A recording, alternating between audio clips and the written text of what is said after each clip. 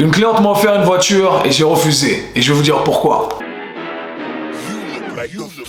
Really, y'all don't know this, y'all in danger, I'm a threat. I'm a gamble with your life, cause you know that it's a bet. It's a bet. No, I ain't letting up my foot. Bienvenue dans un nouveau Random Talk. Si t'es pas encore abonné, je t'invite à t'abonner maintenant. Alors je vais vous raconter cette petite histoire qui m'est arrivée il y a quelques semaines. Je me suis dit que ça allait être cool de partager ça avec vous et que peut-être certains d'entre vous allaient pouvoir en tirer quelque chose. C'est des trucs que j'aurais voulu savoir éventuellement si j'avais eu ces connaissances à l'époque. Et bien je pense que j'aurais pu me développer un peu plus. Donc voilà, si ça peut aider quelqu'un, ça sera là sur la chaîne YouTube. Donc pour la petite histoire, il y a quelques semaines de cela, une cliente m'a offert sa voiture. Elle a donc acheté cette voiture il y a quelques semaines et elle a racheté une nouvelle voiture qui lui convenait un peu plus. Elle s'est dit qu'au lieu de la vendre, je sais que tu as une famille en devenir, je t'offre cette voiture. Donc elle me l'a directement offerte, elle m'a donné cette voiture et je tiens à la remercier. Donc merci beaucoup pour le geste, hein, c'est vraiment apprécié. Il y en a qui se disent quoi, quelqu'un t'a offert une voiture? Effectivement les gars, ça arrive à peu près toutes les 2-3 semaines dans le monde du personal training si tu es un bon personal trainer. Donc voilà, soyez des bons entraîneurs, ça arrive. Non, je rigole. Mais voilà, on développe de belles relations avec nos clients au fil du temps. Ils deviennent des amis, ils prennent soin de nous, on prend soin d'eux. C'est comme ça que ça marche. Et voilà, donc c'était très gentil de la part de ma cliente. Elle se reconnaîtra. Merci énormément. Mais donc, quand elle me fait cette proposition, elle m'offre cette voiture, elle me la donne directement. Elle me dit, c'est à toi, prends-la. Je veux rien du tout. Juste, tu prends en charge les assurances et tous ces trucs, etc. C'est ta voiture. T'as rien à payer. Elle est toute neuve. Et moi je regarde comme ça, directement je lui dis que je refuse son offre, donc poliment je lui dis que je suis très touché mais que je ne veux pas avoir cette voiture. Et là elle me regarde choquée parce que je dit non, sûrement il dit non par politesse. Vous savez quand on dit non par politesse, non mais t'inquiète, c'est pour toi, tiens je te donne. Non, j'étais catégorique, je veux pas la voiture. Et quand j'ai raconté ça à certains de mes proches, à ma mère, à certains potes, ils sont là, quoi, t'as refusé une voiture, mais t'es un ouf. Et non, je suis pas un ouf. Et je pense que ceux qui pensent comme ça, c'est parce qu'ils ont jamais fait les calculs nécessaires pour comprendre comment ça fonctionne. Donc l'idée est la suivante et c'est ce que j'aimerais présenter dans cette vidéo. Je pense qu'il faut savoir différencier deux choses qui sont très importantes, peu importe le contexte. Je pense qu'il faut savoir différencier les choses dont on a besoin et les choses dont on a envie dans un premier temps. Et ça, c'est très, très, très important. Donc, c'est la première question que je me pose. Quand cette personne m'offre cette voiture, je me dis, est-ce que j'ai envie de cette voiture? Est-ce que j'ai besoin de cette voiture? Et si les deux ne matchent pas, franchement, déjà, c'est pas une bonne offre, ok? Donc, c'est pas un beau cadeau pour moi à ce moment-là. Maintenant, la deuxième chose qu'il faut différencier sur moi, c'est ce qu'on appelle un actif d'un passif, ok? Un asset et liability. Un passif ou une charge, ok? Et donc là, je regarde un peu, j'analyse la situation rapidement dans mon cerveau, ça se fait très rapidement de ça. Est-ce que cette voiture, c'est un actif ou est-ce que c'est un passif, c'est une charge en plus? Et en surface, comme ça, on se dit, ah, j'ai une voiture qui est toute neuve, j'ai pas eu besoin de payer cette voiture, donc au final, je suis gagnant, j'ai voilà, une valeur de une dizaine de milliers de francs suisses ici et j'ai pas payé pour ça. Mais en vrai, ça fonctionne pas comme ça. Alors il y en a qui vont me dire ouais mais tu aurais pu la prendre et tu aurais pu la vendre. J'espère qu'à vous on va jamais vous offrir de cadeau. On vous offre un cadeau et vous le vendez, ça se fait pas, ok? Donc éventuellement cette option on va complètement l'oublier. Mais en gros je fais ce processus rapide dans ma tête et c'est ce que je vais faire avec vous et j'espère qu'il y en a qui vont pouvoir appliquer le tout. Donc en gros la première chose que je me dis c'est est-ce que j'ai envie de cette voiture?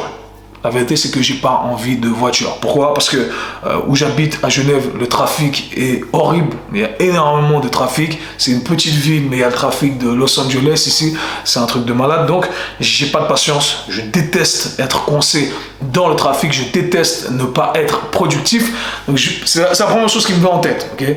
Éventuellement, je me dis, ah, c'est cool, je pourrais avoir la voiture pour partir en week-end. Je sais pas où. Je travaille tous les week-ends. Je bosse, je fais des trucs. Sinon, je reste ici. Je veux rester en famille. Donc, franchement, ça m'intéresse pas trop comme ça. Première idée qui me met en tête, non. Est-ce que j'en ai envie? Non. Ensuite, est-ce que j'en ai besoin? Parce qu'au final, même si j'en ai envie, le plus important, c'est de savoir si c'est une nécessité. Est-ce que j'ai besoin d'avoir une voiture? Non, j'ai pas besoin d'avoir une voiture. J'habite au centre-ville de Genève. Je peux me déplacer n'importe où à pied. Je peux me déplacer en transport public, je peux me déplacer surtout en vélo. Moi, je me déplace que en vélo. Et je vais approfondir un peu là-dessus après. Mais en gros, je peux me déplacer n'importe où. Je n'ai absolument pas besoin. Et je kiffe ma life comme ça. Je kiffe comme ça, c'est extraordinaire. Je me plains absolument pas. Donc, j'ai pas besoin d'une voiture. Ensuite, je regarde le côté passif-actif. Est-ce que c'est un actif? Est-ce que ça va m'apporter quelque chose? Au final, ça ne va rien m'apporter du tout parce que la voiture, dès qu'elle sort du garage, elle a perdu 50% de sa valeur. Au fil des années, à chaque fois, la valeur diminue. Donc éventuellement, même si je veux la vendre plus tard, j'aurais gagné des clopinettes, ça ne sert pas à grand-chose. Okay?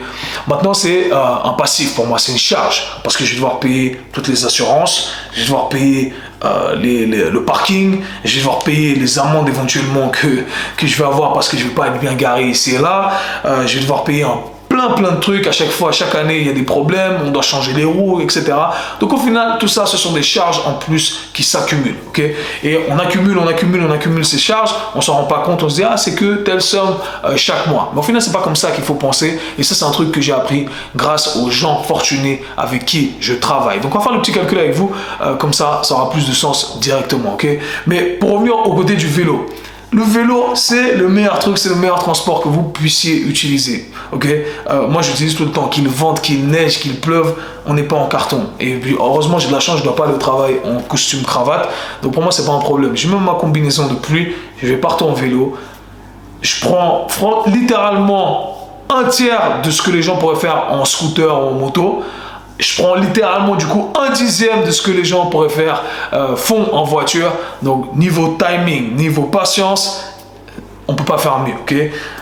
Après, confort, moi personnellement, ça me dérange pas d'aller sous la pluie, etc. Comme j'ai dit, je suis pas en carton. Et en plus, je reste actif toute la journée, on reste fit, on reste sexy. Donc personnellement, les gars, utilisez le vélo et pas le vélo électrique. Ok, donc pour revenir sur l'histoire du passif et de l'actif. Un truc que j'ai appris avec les gens fortunés avec lesquels je travaille, c'est qu'ils n'analysent pas de la même façon que les gens qui ne sont pas fortunés leurs entrées d'argent et leurs sorties d'argent. Et j'ai eu la chance d'apprendre énormément avec eux et malheureusement on ne connaît pas tous ces petits détails si on n'a pas d'éducation financière et c'est pour ça malheureusement que la plupart des gens ne sont pas fortunés. Et un truc qui ressort souvent quand on parle des gens qui sont très fortunés, on dit ah, ils sont radins avec l'argent, etc. Pour des petites sommes ils chipotent. Et au final un truc que j'ai réalisé c'est qu'ils ne chipotent pas simplement parce que ce sont des petites sommes, parce que pour eux ça représente absolument rien.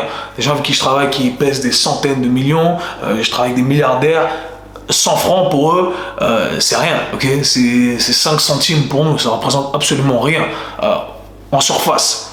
Mais la différence, c'est que pour quelqu'un qui est très fortuné, eh bien, il comprend que ces 100 francs, il arrive à les transformer en 1000. Ces 1000, il arrive à les transformer en 2000. Ces 2000, il arrive à les transformer en 5000, etc., etc. Alors, je dis pas qu'il faut pas se faire plaisir, mais eux, ils ont cette vue analytique des choses, d'accord, que les gens pas fortunés ne voient pas. Les gens pas fortunés disent ah c'est que 100, c'est que 200, c'est que 300, etc. Alors au final pas du tout. Et en vrai, si on fait le calcul ensemble, donc si je pense à ok, je vais investir cet argent, imaginons que ça me coûte 300 francs par mois, tout compris donc assurance, etc., dégâts, etc. Et que j'investis ces 300 francs chaque mois pendant 10 ans à un taux d'intérêt qui revient à environ 7%, ok? Donc je fais un investissement, je fais mes investissements chaque mois, j'investis le même argent que j'aurais pu investir dans une voiture, juste pour le luxe de me dire j'ai une voiture qu'on m'a donnée, d'accord? Donc c'est des dépenses en plus que je n'ai pas actuellement, ok? Donc cet argent, je suis en train de déjà l'utiliser de manière active. Et là, j'allais me rajouter 300 francs en plus, ok? Donc 300 francs que j'investis sur 10 ans à 7% d'intérêt, ok? Si on accumule le tout, donc sur 10 ans, c'est 300 francs que j'investis chaque mois dans les marchés, eh bien, je peux me retrouver éventuellement avec environ 50 000 balles, ok? 49 000 balles, 739. Tout ça pour dire que on voit les choses différemment lorsqu'on a un peu d'éducation financière. J'ai pas besoin de cette voiture, d'accord? C'était très gentil de la part de ma cliente, merci encore. Ce sont des dépenses en plus qui n'apparaissent pas en surface comme ça et éventuellement j'aurais pu investir tout ça sur une longue période, ça serait accumulé et c'est comme ça qu'on construit de la richesse, c'est comme ça qu'on fait de l'argent, c'est comme ça qu'on ne dépense pas de l'argent dans des bêtises. Donc je sais pas à qui cette vidéo va servir mais j'espère que vous commencer à comprendre le mindset et surtout que vous allez tout le temps faire les choses de manière rationnelle en calculant les pour et les contre, savoir les différences entre ce qui est un actif, ce qui est un passif et la différence entre ce dont on a envie et ce dont on a besoin. Donc voilà tous les amis, j'espère que cette vidéo vous aura aidé, vous aura plu. Si vous avez des questions, laissez-les dans les commentaires. Peace.